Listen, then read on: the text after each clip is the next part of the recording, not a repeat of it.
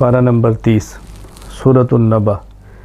اس صورت میں بطور خاص اللہ تعالیٰ نے قیامت کا ذکر فرمایا ہے، قیامت کی ہولناکیوں کا ذکر فرمایا ہے، اور اہل جنت کے لیے انعامات کا ذکر فرمایا ہے، قیامت کے دن کافر کی حسرت کا ذکر فرمایا ہے۔ سورۃ النازعات، اس صورت میں بھی اللہ تعالیٰ نے قیامت کا ذکر فرمایا ہے، دوبارہ جی اٹھنے کا ذکر فرمایا ہے، اور اسی صورت میں اللہ تعالیٰ نے فرعون کو عذاب دینے کا ذکر فرمایا ہے اور آخرت کی طرف متوجہ فرمایا ہے۔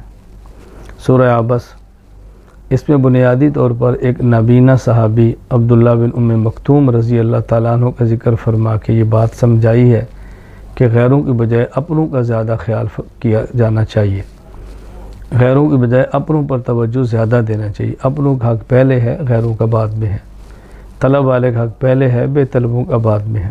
اور اس میں بھی پھر قیامت کا تذکرہ کیا ہے، قیامت کے دن بعض چہرے سفید ہوں گے جو اہل ایمان ہیں، بعضوں کے سیاہ ہوں گے جو کہ اہل کفر ہیں۔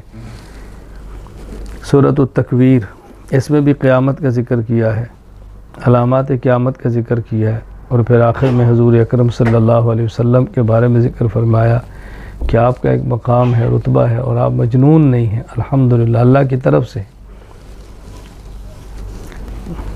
سورۃ الانفطار، اس صورت میں بھی قیامت کا ذکر کیا ہے، اور پھر اللہ تعالیٰ نے بطور خاص انسان سے محبت کا شکوہ کیا ہے کہ اللہ کریم ہے، سب کچھ دیتا ہے، پھر انسان اللہ کی ذات کے بارے میں دھوکے میں کیوں آ جاتا ہے۔ کرامن کاتبین کا ذکر کیا ہے، اور ابرار نیک لوگ جنت میں جائیں گے، فجار برے جہنم میں جائیں گے، یہ بات سمجھائی ہے۔ سورۃ المطففین، اس میں بطور خاص یہ بات سمجھائی ہے کہ ناپ تول میں کمی نہ کرو، قیامت کو سامنے رکھو، آخرت کے اجر و ثواب کو دیکھو، اہل ایمان خوش ہوں گے، اور یہ ناپ تول میں کمی کرنے والے اور کفار قیامت کے دن بہت پریشان ہوں گے۔ اور یہ کافروں کا کام ہے ناپ تول میں کمی کرنا، مسلمانوں کی شان نہیں ہے۔ سورۃ الانشقاق، اس میں ذکر فرمایا قیامت کے دن جس کو نامہ اعمال دائیں ہاتھ میں ملا سمجھو حساب آسان ہو گیا، نامہ اعمال بائیں ہاتھ میں ملا سمجھو حساب بہت سخت ہو گیا۔ اللہ تعالی ہم سب کو اعمال نامہ دائیں ہاتھ میں عطا فرمائے۔ سورۃ الطارق، اس میں اللہ تعالیٰ نے انسان کی بطور خاص تخلیق کا ذکر فرمایا کہ انسان ایک پانی کے قطرے سے پیدا ہوا ہے، تو انسان کو اپنا ماضی بھولنا نہیں چاہیے۔ حفاظت پھر انسان کے ہر حال میں اللہ کرتا ہے، تو حفاظت کرنے والے اللہ کا خیال کریں، اور اللہ نے جو مہلت دی ہے اس سے فائدہ اٹھائیں۔ سورۃ الاعلیٰ، اللہ تعالیٰ نے اس میں تسبیح اور تقدیس بیان فرمائی ہے، قرآن کریم کی حقانیت بیان فرمائی ہے، قرآن کریم کی حفظ کا آسان ہونا بیان فرمایا ہے۔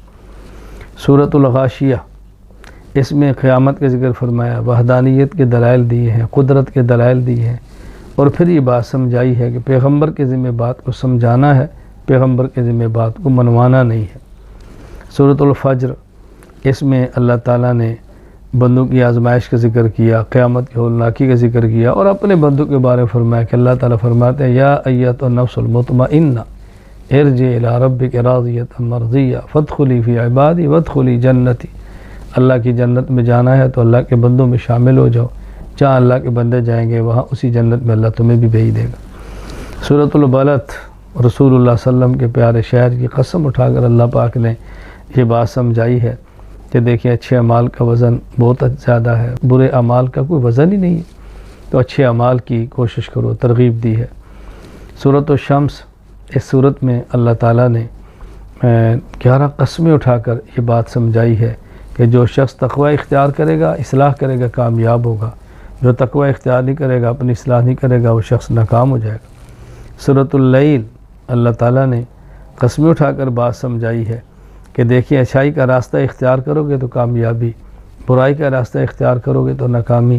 سخاوت انسان کو آگے لے جاتی ہے، بخل انسان کو پیچھے لے جاتا ہے، اور مخالفین کی تردید کی ہے میرے پیغمبر، اصل آخرت کی نعمتیں، آپ ان کی مخالفت کی پرواہ نہ کریں، بس آخرت کے کام میں لگے رہیں۔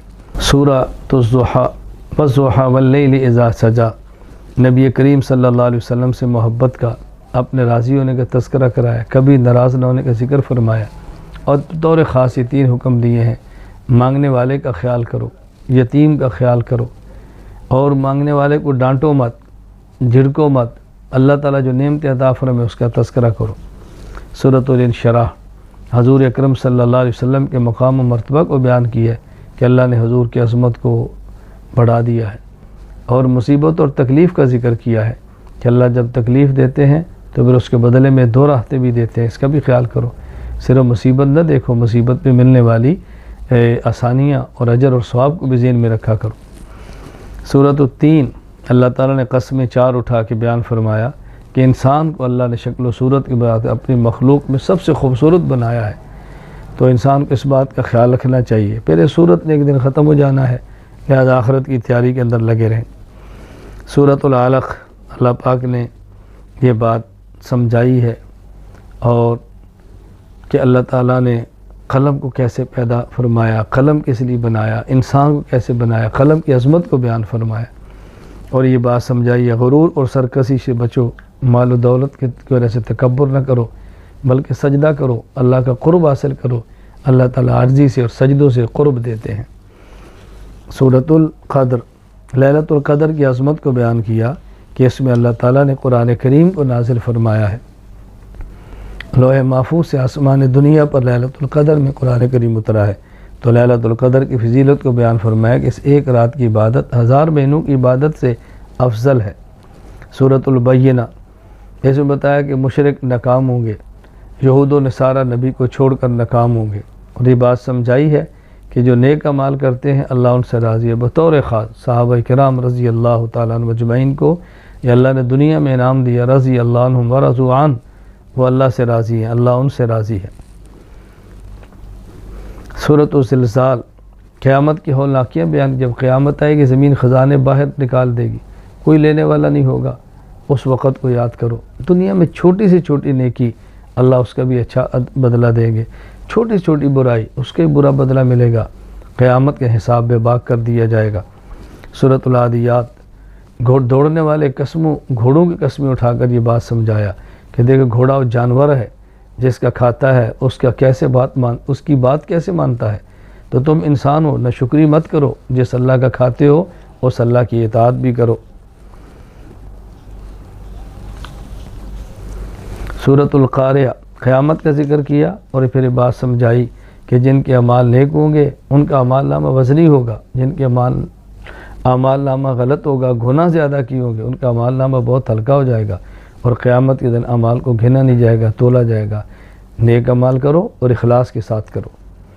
سورۃ التکاثر انسان کو بتایا کہ اللہ نے جو نعمتیں دی ہیں تمہیں غفلت میں نہ ڈالے، اللہ کی نعمتوں کا شکر ادا کرو، قیامت کے دن ایک ایک نعمت کا تم سے حساب ہوگا۔ سورۃ العصر اللہ تعالیٰ نے قسم اٹھا کر یہ بات سمجھائی ہے، کامیاب وہ شخص ہوگا جس کا عقیدہ ٹھیک ہو، اعمال سنت کے مطابق کرے، پھر صحیح عقیدہ نیک عمل کی دعوت دے، اگر اس دعوت پر کوئی مشکل آ جائے تو اس کو خندہ پیشانی سے برداشت کرے۔ سورۃ الہمزہ اس میں اللہ نے سمجھایا کہ مال گن گن کے رکھنا، بخل کرنا، چغل خوریاں کرنا، دوسروں کا مذاق اڑانا، تانے دینا، یہ انسان کو برباد کر دیتا ہے۔ سورۃ الفیل وہ واقعہ بیان کیا کہ جب ابرہہ لشکر لے کر آیا تھا کعبہ کو گرانے کے لیے، اللہ نے چھوٹے چھوٹے پرندے ابابیل بھیجے اور اس کے لشکر کو تباہ و برباد کر دیا۔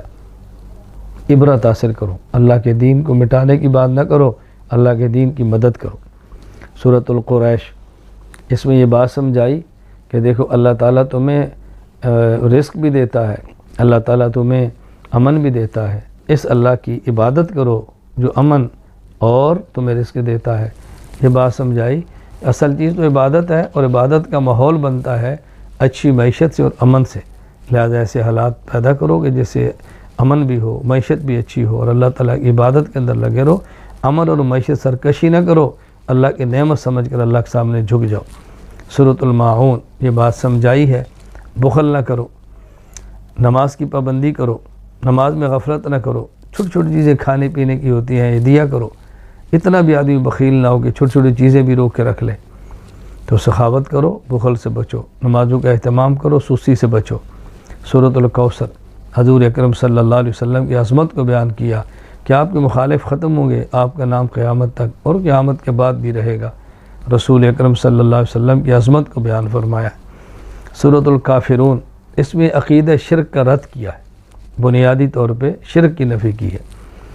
سورۃ النصر، اس میں فتح کی بشارت دی ہے، لوگوں کے فوج در فوج اسلام میں داخل ہونے کا ذکر کیا ہے، اور آخرت کی تیاری کی ترغیب دی ہے کہ پیغمبر فتوحات آ گئی، لوگ مسلمان ہونا شروع ہو گئے، آپ کی آمد کا مقصد پورا ہو گیا، اب آخرت کی تیاری فرمائیں۔ سورۃ اللہب، رسول اللہ صلی اللہ علیہ وسلم کا دشمن ابو لہب اور اس کی بیوی کا انجام بد بیان کیا ہے کہ کس طرح وہ برباد ہوئے، اور آخرت کے اندر بھی وہ جہنم کے اندر جائیں گے، مال اور اولاد ان کے کام نہ آ سکی۔ سورۃ الاخلاص، اس صورت میں اللہ تعالیٰ نے توحید کو بیان فرمایا ہے۔ سورۃ الکافرون میں شرک کا رد ہے، اور سورۃ الاخلاص میں توحید ہے۔ یہ دو صورتیں بہت محبوب ہے۔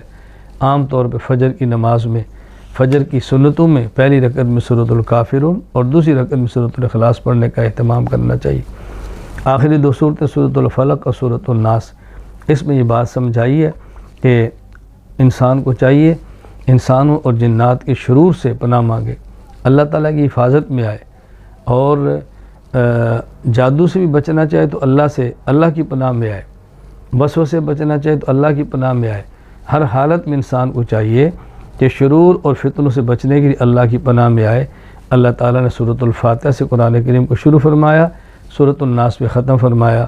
سورۃ الفاتحہ میں دو چیزیں ہیں، ان کے مانگنے کی بات کی کہ اللہ سے مانگو۔ نمبر ایک، مدد اللہ سے مانگو۔ نمبر دو، صراط مستقیم اللہ سے مانگو۔ مدد مل گئی، دنیا میں غالب آ گئے، صراط مستقیم مل گیا تو آخرت ٹھیک ہو گئی۔ اور آخری دو صورت میں سورۃ الفلق، سورۃ الناس میں بات بتائی، دو چیزوں سے بچو، مخلوقات کے شر سے دنیاوی معاملات میں، اور وسوسہ ڈالنے والوں کے شر سے دینی معاملات میں۔ دنیاوی معاملات میں مخلوق کے شر سے بچ کے تو دنیا بہتر ہوگی، وسوسہ ڈالنے والوں کے شر سے بچ کے دینی معاملات میں تو آخرت ٹھیک ہوگی۔ اللہ تعالی ہم سب کی دنیا اور آخرت سنوار دے۔